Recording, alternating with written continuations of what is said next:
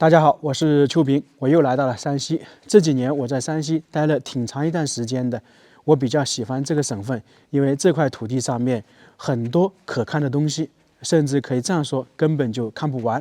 那今天呢，我们来看一座古代县衙，大概是700年的历史，里面呢保存了元代的木构建筑，这是比较少见的。里面呢还有明代的那种地暖，这个可以称得上是独一无二。特别是在清朝末年，慈禧还有光绪也来这个地方居住过，那个时期他们算是逃难了，并且呢，在这个县衙里面还保留了完整的古代监狱。那我们就准备去看一看。今年的旅行呢，就从山西从这个地方开始。县衙就在这个里面，这一块也是经过修缮的。这就是县衙的大门。肯定也是经过修缮的，毕竟保持完整的很难了。我已经买门票进来了，30块钱。这个地方是叫做临近县衙，在元朝、明朝、清朝是比较热闹的，因为这一块属于中心嘛。后面由于时代的发展，这里有所改变，现在呢是叫做临近镇。这个县衙呢，可能很多人不是太了解、太清楚啊。我也是路过，看到这里有一个县衙，就进来参观一下。这个临近县衙始建于元代大德年间，公元1297年到公元1307年，面积呢是42600多平方米。从南向北依次呢有大门、仪门、祭司房、大堂、二堂、三堂，以及县官住宅院，是中国现存最早的一座元代县衙。更是全国独一无二的一座元代县级衙署。这座县衙，我们整体看的话，布局非常合理，错落有致，建造呢比较宏伟，特别是里面保留了明代县官冬季取暖的地炕。因为在山西这个地方啊，冬天非常寒冷，你像现在已经立春了，今天呢最冷都有零下4度。我来的时候还看到地面很多地方有前几天下过的雪。所以呢，冬天一定得有取暖的措施，而古代跟我们现在不一样嘛，那么它基本上就靠地炕或者是其他的措施。这是导览图，我们刚刚从这里进来的，这是大门、甬道，这边还有监狱。等一下我们要去看的，这是一个重点：大堂、二堂、三堂，还有后花园。我们看过比较多的县衙或者其他衙门，在最后面一般就是那个居住的，前面就是办公的，在后面还有城墙以及护城河。那等于呢，它这个县衙是靠近城墙的。在这边还有文庙，这些都是一个县衙的标配。看面积还是挺大的，这一块的县衙保存的还是比较完整啊。一般的县衙都是3堂，我们常说的3进，那么还有极少数的5进。那也是在山西。后面呢，我们有机会去看一看。我们继续来看一下这座县衙。监狱呢是在那一块。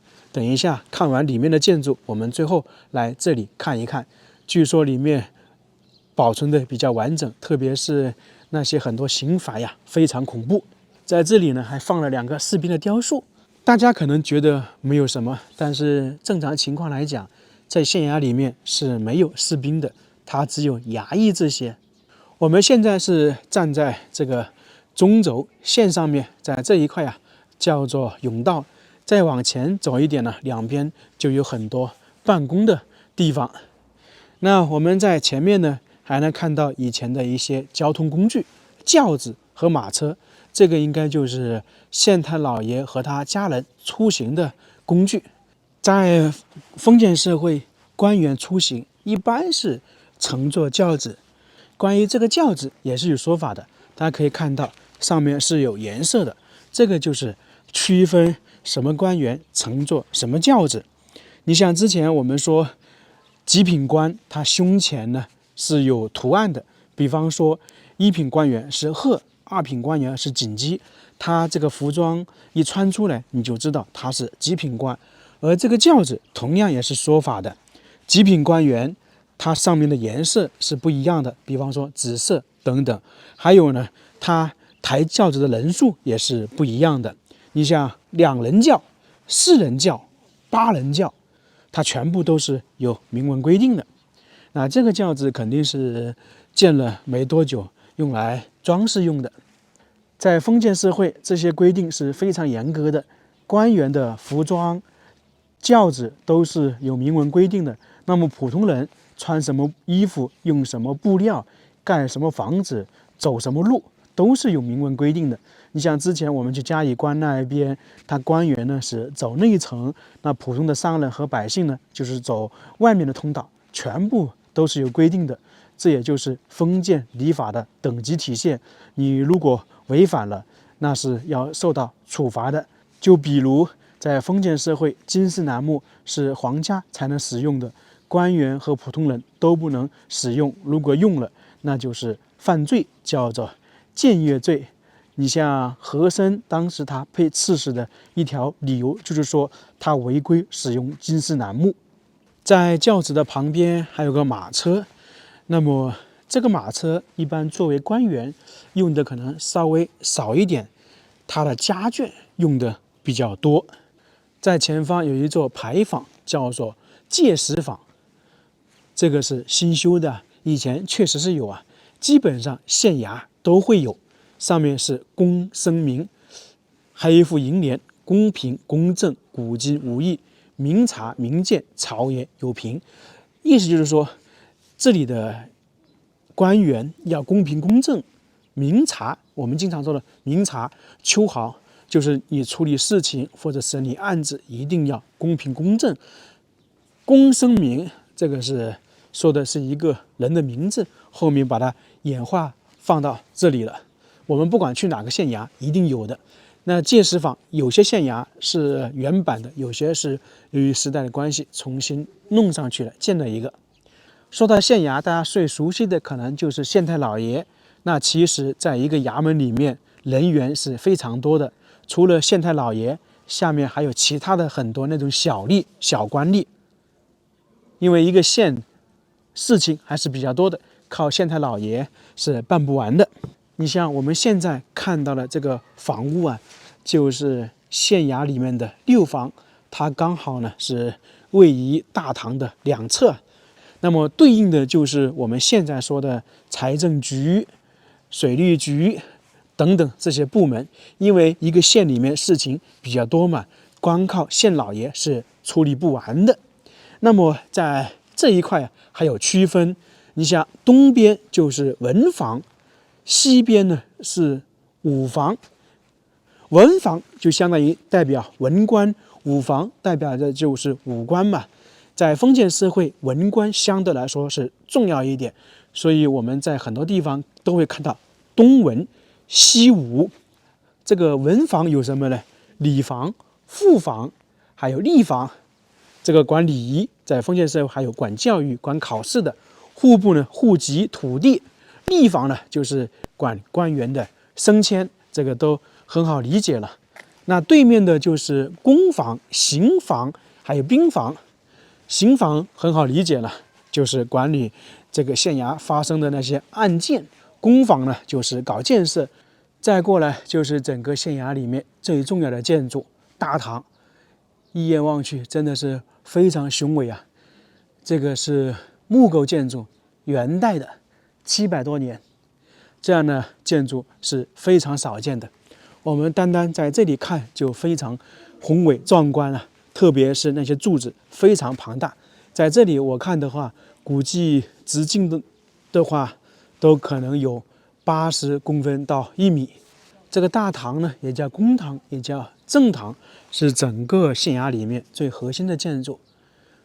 现在这肯定是国宝了，因为元代的木构建筑是非常少见的，而且这里可以看到木头也是非常巨大的。那这个大堂在以前呢，是当时的县太老爷发布重令、举行重大典礼以及审理案件的地方，同时也是迎接上级的地方。你像如果是上级来视察，他肯定要在这里迎接；如果有圣旨，也是在这里宣读。我们先看看这个柱子，它这里呢好像也采用了剪柱法，就是柱子啊尽量是往外，中间这里就比较敞亮。这个太大了，我抱不住，起码要2到3个人。这直径估计都有80公分呢，反正最少。全是这样大的柱子，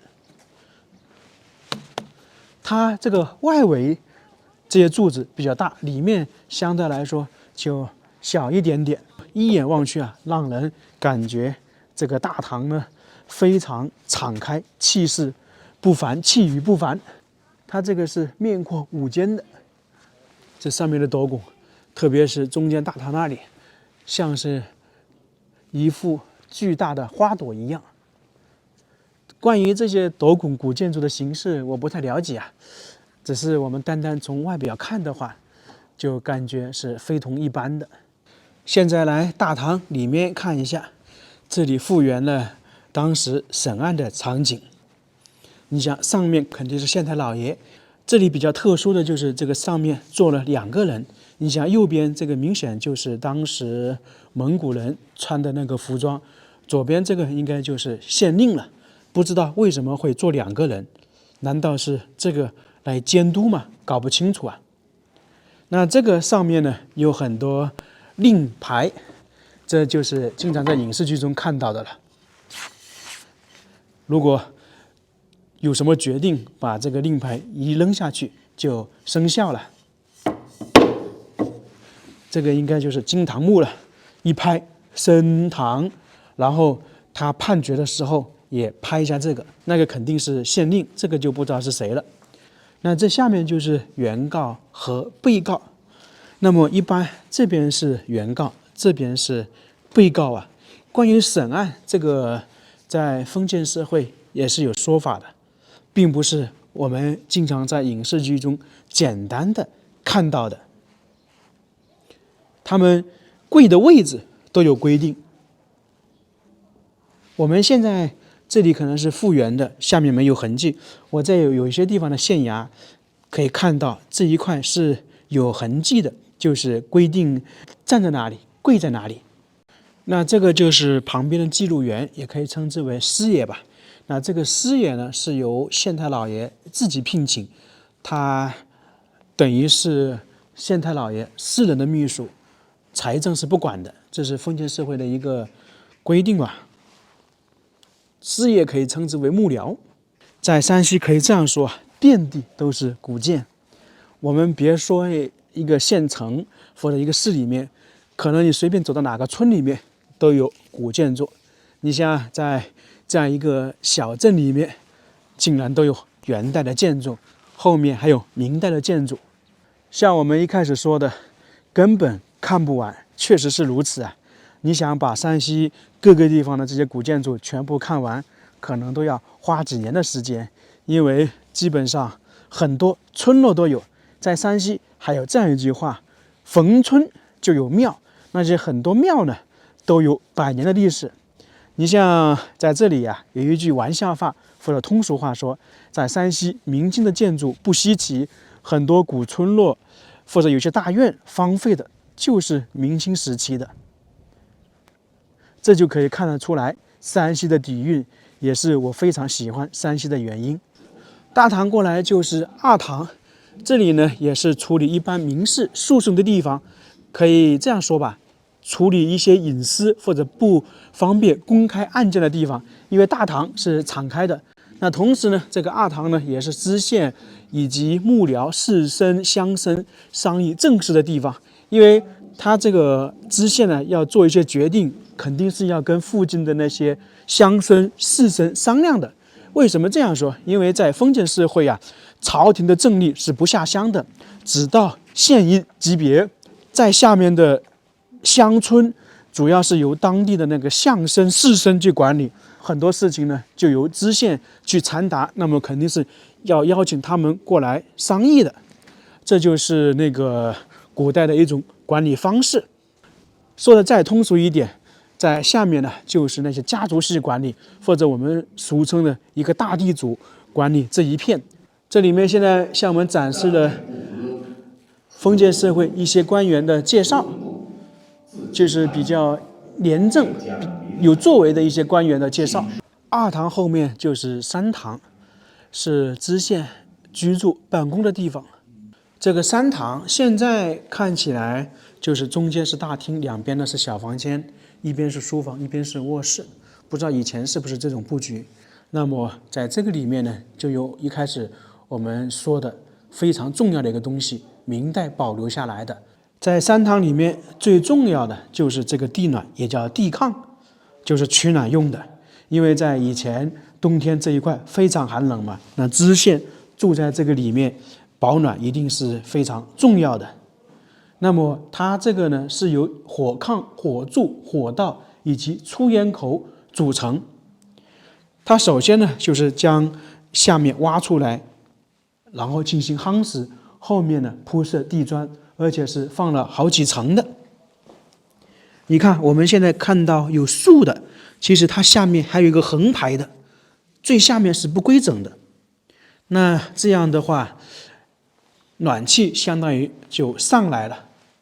这个是地暖遗址的现场图，就是当时发掘时候的，非常大呀。我估计啊，在当时整个这个下面呢都是由地暖的，就使得整个房间非常舒服。在1900年慈禧西逃的时候，他就来到了这里。当时的知县呢，到处清扫那个黄土，弄得干干净净，用来接待慈禧，还献上了当地的那个特产，慈禧非常满意呀。那么我估计慈禧很有可能当时就住在这一块。在东边就是卧室，一个小一点的卧室。这个床肯定是后面弄的，以前绝对不是这样的。那里估计他累了会在这里坐一下，或者是说在休息之前会在这里坐一下思考事情。我们可以看到它这个房间比较小，那么我们得来说一下古代卧室的一种形式。我们看了很多大院呢，一般主人的卧室都比较小，包括大家如果去故宫的话，看慈禧或者当时的皇帝居住的卧室啊，都比较小。这主要是由于在封建社会讲究一个长气，他们觉得如果把房间弄得很大，那这个气就会流失，不太好，所以呢就要把房间弄得相对小一点，长风聚气嘛。这个也是封建社会古代一种风水的体现，跟我们现在居住的不一样。它可以把其他地方弄得很大，但是卧室就比较小。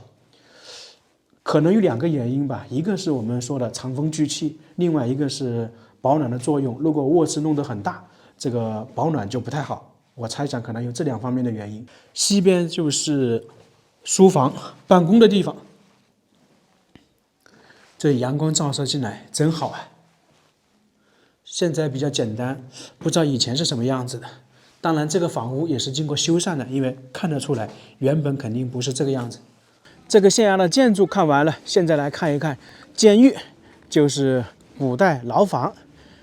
在这个县衙成立之初，这一块呢就有监狱，这是第一道门，然后进去又有好几道门，就证明它这个地方啊比较重视防守，因为监狱关的是犯人，有重刑犯，还有普通犯人，那么防守是比较重要的，那么算是高墙大院了，是一个四合院形式的。大家看看，这就是里面的情况。一进来，首先是一个小广场，然后两边有一些房间，那就是牢房。在广场上面，这里呢摆放了很多刑具，我们经常看到的刑罚。这个一眼望去是不是有点像马车？如果看过影视剧的话，就可以看到拉着犯人巡街，就是让一个犯人站在上面，人在这里，那个脖子和手相当于是靠着的。看过影视剧就知道了，在这里我们看着是比较明显，头伸在那里，然后手在这里，这样的话犯人是跑不了的。在旁边还有一个，我们就称它为囚笼吧，看起来不是很高，刚好一个人站在这里，那头和手呢就在这个地方，我们站上去看一看吧。这就是囚笼的展示，我人站在这里，脖子这里刚好是卡住，手是这样伸出来的。人站在这里基本上是活动不了的，看起来这只是一个普通的刑罚，对不对？人站在这里没什么事。那其实这个刑罚呢，也可以称之为恐怖。身高够的话，那刚好就站在这里。那如果身高比较矮一点，下面肯定是要垫东西的。那如果他要处罚你的时候，他就把人站在下面垫东西拿掉，那等于就是悬空在这里了，靠脖子卡住，那这样是非常痛苦的。这就是这种刑罚的恐怖之处。在这种监狱里面、牢房里面呢，如果你有强硬的关系、有钱财，就可以跟这些狱卒打好招呼，让你免受比较严重的刑罚。就可能只是把你关在牢房里面，然后如果普通的人没有钱财的话，就会受到这种残酷的刑罚。这就是封建社会的黑暗。这些也是一些刑罚工具了，就是把人捆绑在上面。我看到有一些还在下面点一些火啊，这影视剧都演绎过。这也是一种刑罚工具，有点类似于烙斧凳，它是清朝发明的。犯人呢算是坐在这里，然后靠在这一块，手呢是绑在这里，头发呢也束牢，然后在这一块用电的东西把他脚一直垫高，最终呢使脚这里折断了，也是非常恐怖的，是清朝发明的老虎凳啊。反正单单看外面这些刑罚都非常恐怖啊，这只是我们展示了一部分。在封建社会，刑罚工具是非常多的。这边有一个审讯室，进去看看，里面呢也有一些刑罚工具。这个也是一种刑罚工具，叫做木驴，非常恐怖啊。它是在这个上面弄了很多铁钉，估计就是让犯人坐在上面。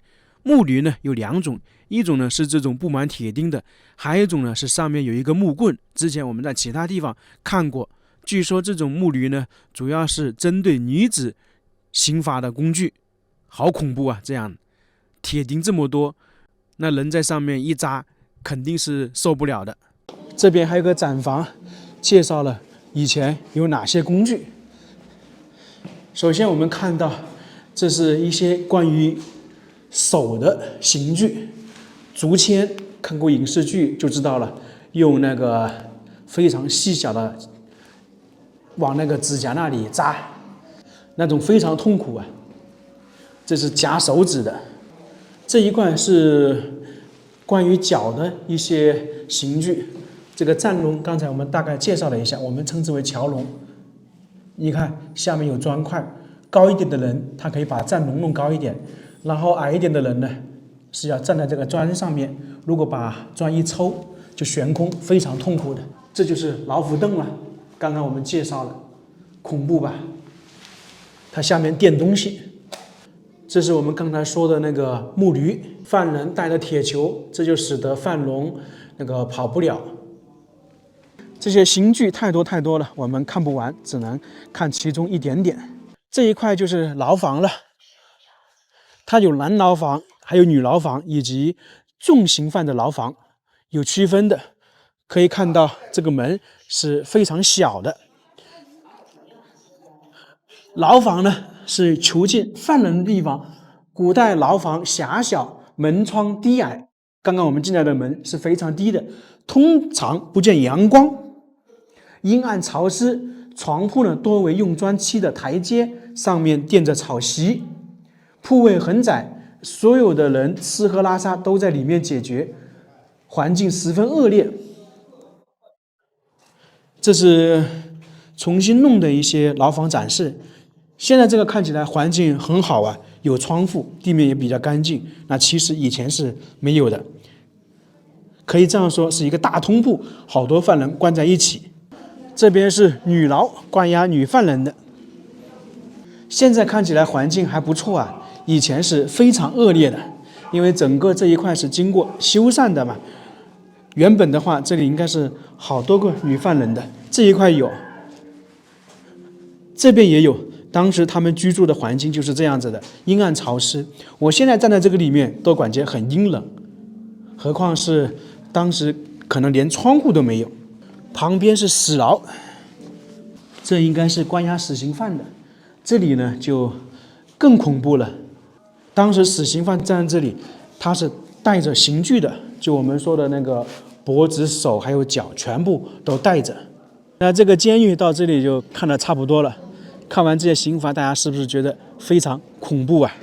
确实啊，特别是刚才看到那个木驴，还有那些站笼，从这个牢房出来了，那整个县衙和监狱我们就看完了。